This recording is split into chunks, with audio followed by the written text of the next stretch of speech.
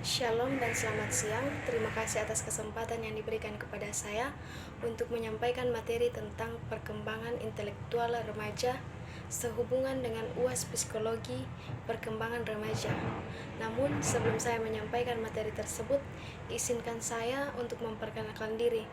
Perkenalkan, nama saya Indri dari kelas A, Prodi Bimbingan Konseling Kristen, Fakultas Keguruan dan Ilmu Pendidikan Kristen, Institut Agama Kristen Negeri Toraja, dengan NIRIM 1220218769, dan dosen pengampu yaitu Ibu Mary Adeng MPD.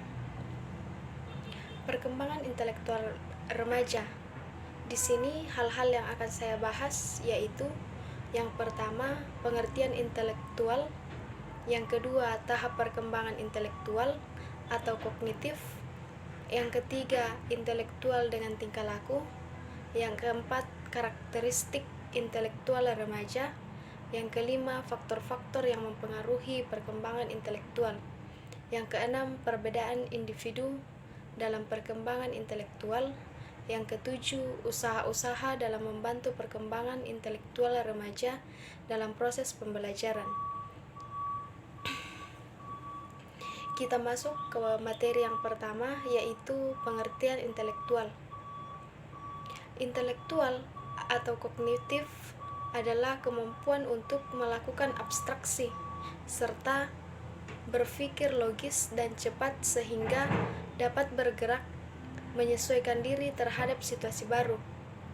Remaja dapat dibagi menjadi dua bagian, yaitu usia 12 tahun sampai 13 tahun sampai dengan 17 sampai 18 tahun adalah remaja awal, dan usia 17 sampai 18 tahun sampai dengan 21 sampai 22 tahun adalah remaja akhir.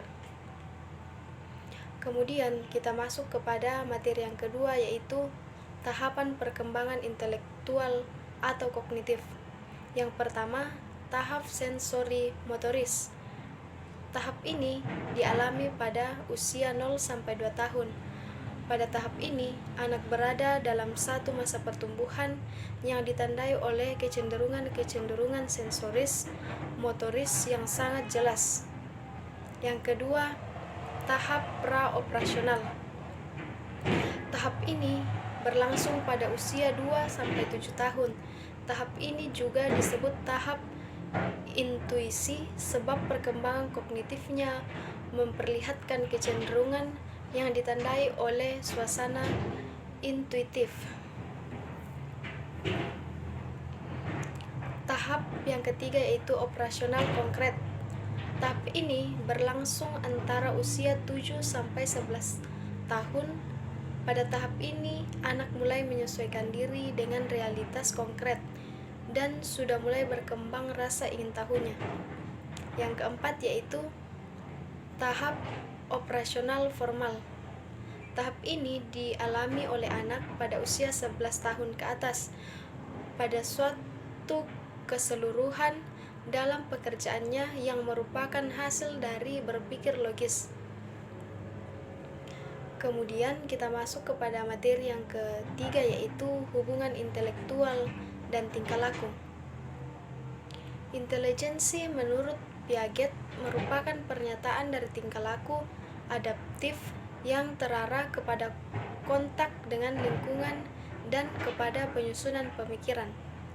Piaget memilih pandangan dasar bahwa setiap organisme memiliki kecenderungan inheren untuk menyelesaikan diri dengan lingkungan. Intelijensi sebagai bentuk khusus dari penyesuaian organisme baru dapat diketahui berkat dua proses yang saling mengisi, yaitu dengan istilah asimilasi dan akomodasi. Kemudian kita masuk pada materi yang keempat, yaitu karakteristik perkembangan intelektual remaja. Intelijensi pada masa remaja tidak mudah diukur karena tidak mudah terlihat perubahan kecepatan perkembangan kemampuan tersebut.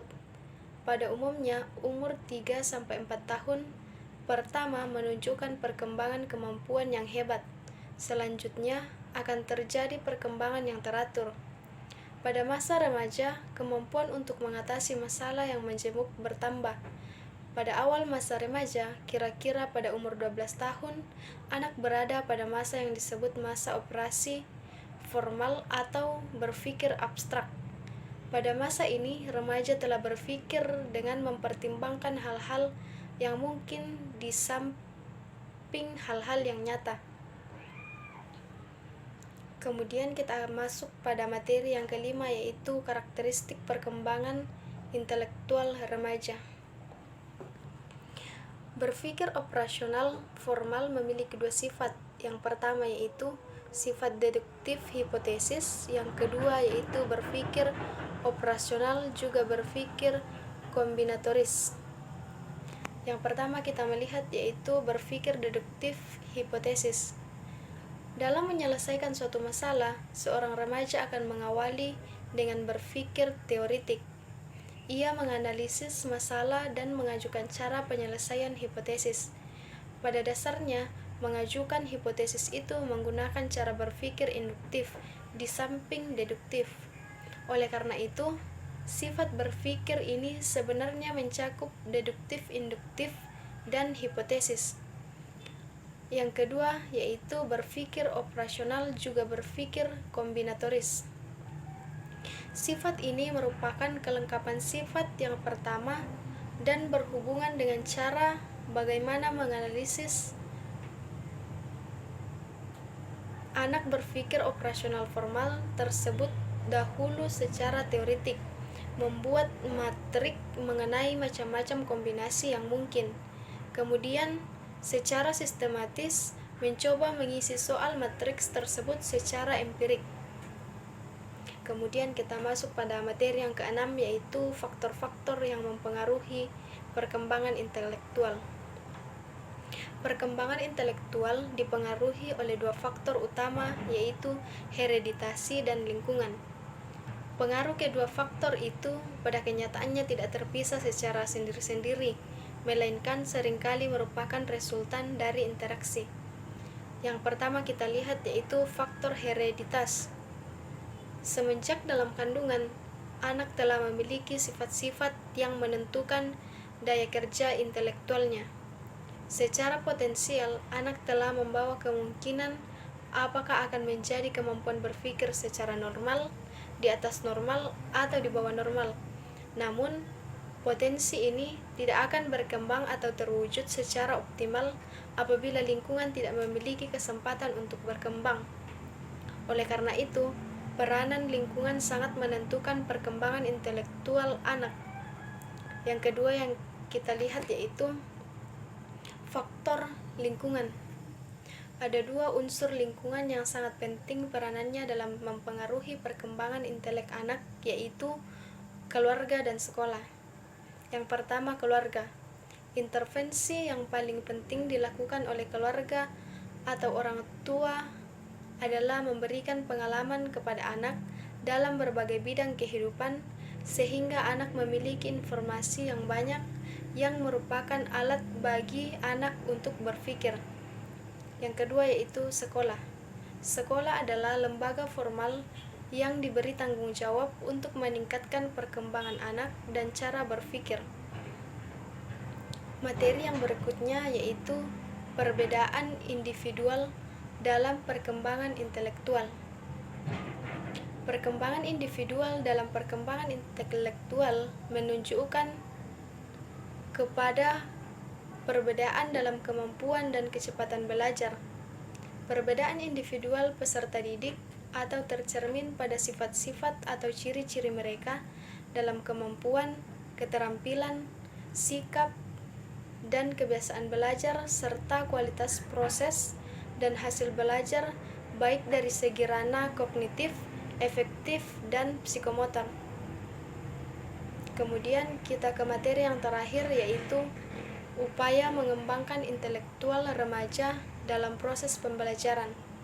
Yang pertama yaitu pendidik menerima peserta didik secara positif sebagaimana adanya tanpa syarat. Yang kedua yaitu pendidikan menciptakan suasana di mana peserta didik tidak merasa terlalu dinilai oleh orang lain. Yang ketiga yaitu pendidik memberikan pengertian yang dapat dipahami pemikiran, perasaan, dan perilaku peserta didik. Yang keempat yaitu dapat menempatkan diri dalam situasi peserta didik serta melihat sesuatu dari sudut pandang mereka. Demikianlah materi yang saya sampaikan pada siang hari ini. Sekian dan terima kasih.